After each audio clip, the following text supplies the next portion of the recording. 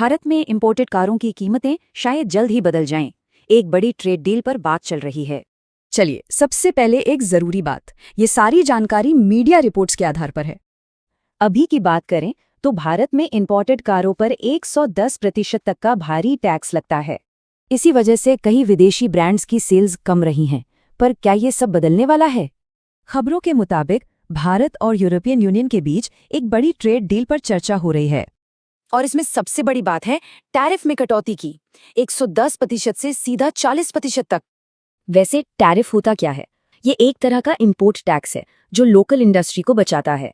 Reports कहती हैं कि ये एक शुरुआती कदम होगा, खासकर 15,000 यूरो से महंगी कारों के लिए।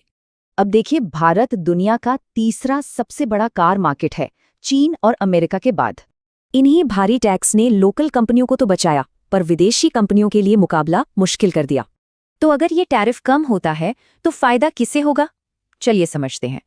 फॉक्सवैगन, मर्सिडीज, BMW जैसे बड़े ब्रांड्स को भारतीय बाजार में आसानी से एंट्री मिल सकती है।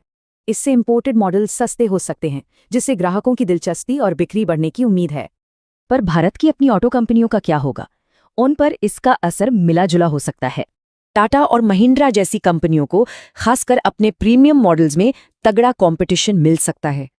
तो लोकल कंपनियां इनोवेशन बढ़ाकर या नई पार्टनरशिप्स करके इसका जवाब दे सकती हैं।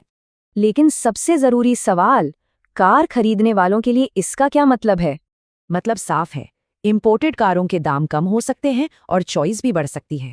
तो संक्षेप में रिपोर्ट तो यही कहती हैं कि भारी टैक्स कटौती पर बात चल रही है, लेकिन याद रहे ये सिर्फ शुरुआती बातचीत है, अभी कुछ भी फाइनल नहीं हुआ है।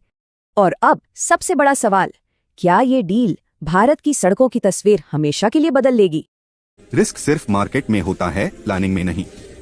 DGN कैपिटल मैनेजमेंट के साथ स्टॉक मार्केट, म्यूचुअल फंड और insurance. AMFI IRDAI certified. Your success our priority.